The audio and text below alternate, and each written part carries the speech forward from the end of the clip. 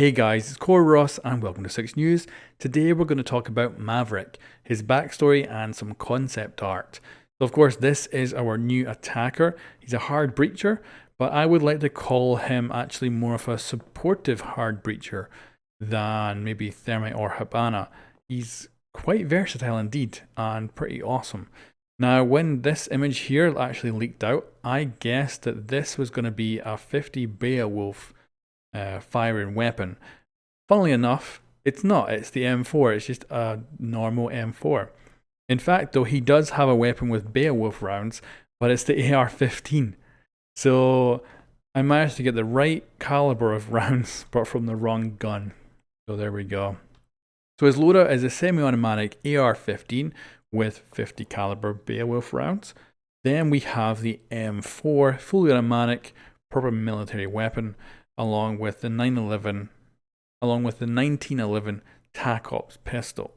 Of course, his primary gadget is this blowtorch, which goes right through reinforced walls very, very quietly, and that's actually what makes it a very powerful gadget, just how silent it is.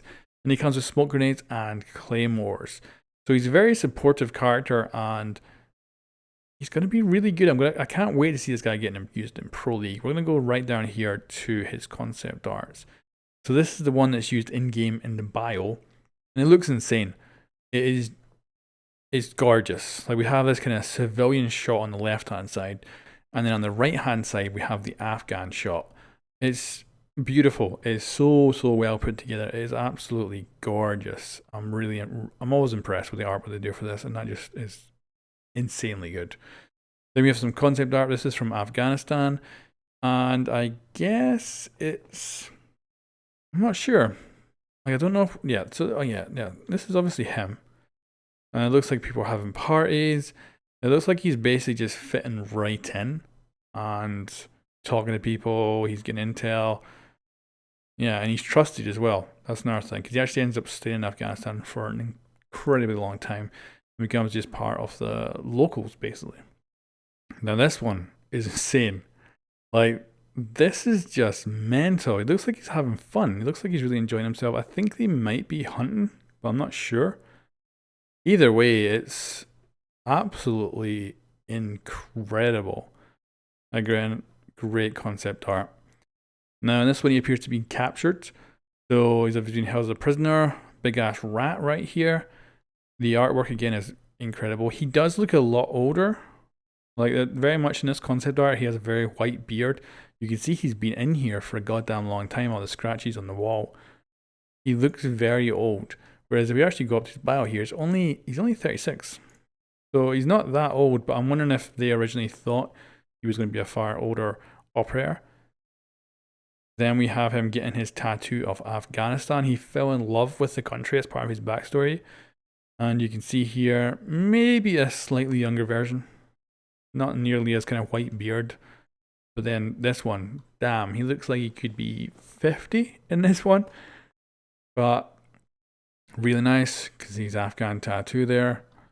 And yeah, pretty insane actually. So yeah, cool.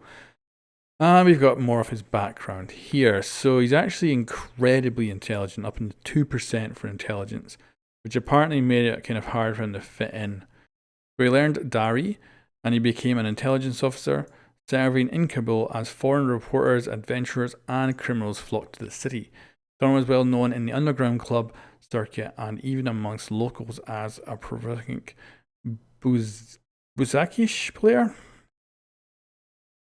So he was invited into the unit as their regular specialist. Now, this is the thing. It seems to keep referencing the unit. If we actually go to the top as well, it says the unit. Now, I don't know if that's because they forgot, maybe they hadn't figured out what they're going to go with, or if it really is called the unit. Maybe it is. But it does seem like a bit of a weird thing. I'm wondering if this was supposed to get replaced with something else. But it could be that it is indeed called the unit. Yeah, but I kind of feel like it's probably supposed to say Thorne was invited into Delta Force, maybe, as their regional specialist. I'm not sure though. Could be wrong. You guys can let me know what you think about that. He remained in country, gathering intel, building networks of allies and safe houses, and tracking hostiles. As the situation in Kabul worsened, Thorn kept tabs on Americans, rescuing them when necessary and helping locals escape the violence. He was investigating a missing report when the unit, again the unit, lost contact with him.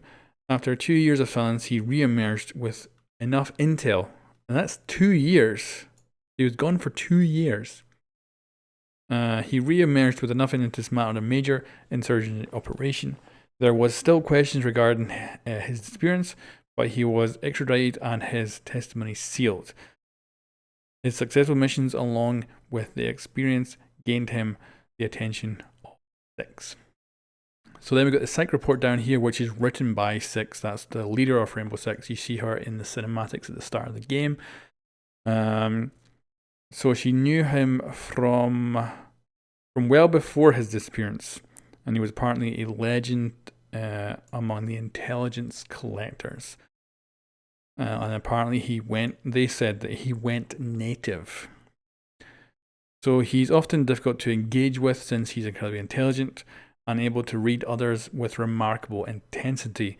But ask him about Kabul or Bukasish and he can barely contain his excitement. That's kind of cool.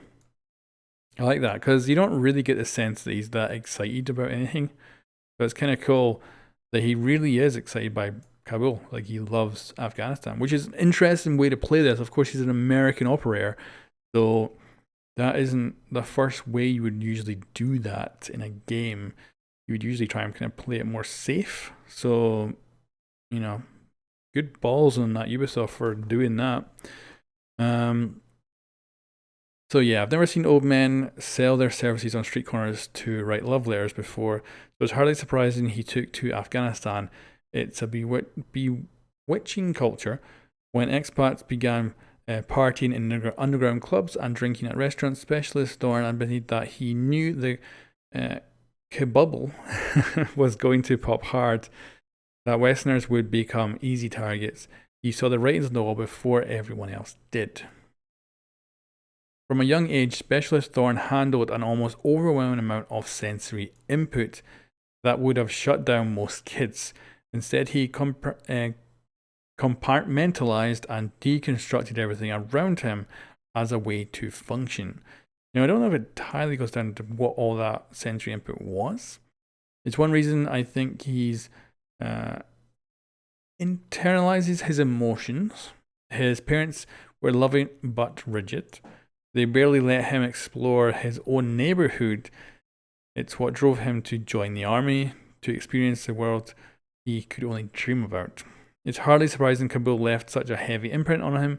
I don't think he emerged from his shell until he started traveling, and even now his mind is with us, but his heart is in Kabul.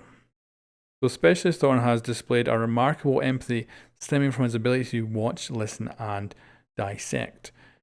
People confide in him, and it's why he survived in Kabul as a fly on the wall. I'm still going through debriefs regarding his disappearance. It reads like a terrifying thriller, but the scars that came with his experience have only tied him more closely to Afghanistan. I think his tattoo is a reminder of that life. Now let's go look at his bio in-game. So the bios always have a little bit more information in-game than they do on the website. So we're going to go down to the notes. So this is written by Thermite. I'll admit that not as much work was put into Specialist Thorn's torch as the Brimstone. Yeah, I can definitely see that because in-game it looks like someone just slapped it together and it's tiny. But definitely doesn't look anything. I think Brimstone's the Thermite charge. So yeah, it's really kind of slapped together with like spare parts. So he already had a fully functioning prototype that essentially did what it's supposed to do, albeit a shoddy poor man's version. I gotta say though, it's amazing that he was able to even build the V1 torch with such basic tools. Specialists and I are experts at breaching and entering, but SWAT designed the M120 and Brimstone to raid the enemy and have the blast take them by surprise. When we were presented with Suri, as Thorn likes to call it, we know its most critical aspect was the low volume sound. which is definitely the case with this operator. He's so damn quiet with that breaching tool that you can find yourself getting shot in the head without even realizing there's a hole in the wall behind you. The challenge was retaining that quality but intensifying the acceleration and heat, since the rate at which the prototype flame was streamed would take hours to pierce through. So they added in some additional ingredients and that did the trick, and we got one hell of a torch. Thor insisted that we incorporate that tank he brought back with him from Afghanistan, which he claims has been with him since the beginning, whatever that means. So that's a little message from their mind. So that is of course Maverick. He is quite an operator, aged 36, originally comes from Boston, Massachusetts, and his name is Eric Thorne. The devil is in the details, that's where you'll find me, that's his quote. I don't actually know what that links to at all, but there it is. Yeah, so the artwork really cool, the backstory pretty damn cool, and yeah, I do wonder, maybe the unit is just code name for Delta Force as well, like maybe they don't want to use Delta Force because it would be classified maybe, so maybe it's just the unit, I don't know, it's interesting. Anyway guys, thanks for watching. I've got a video out on Clash's bio along with concept art as well if you want to check that out, and stay subscribed for new content. Thanks very much for watching, I'll catch you next time.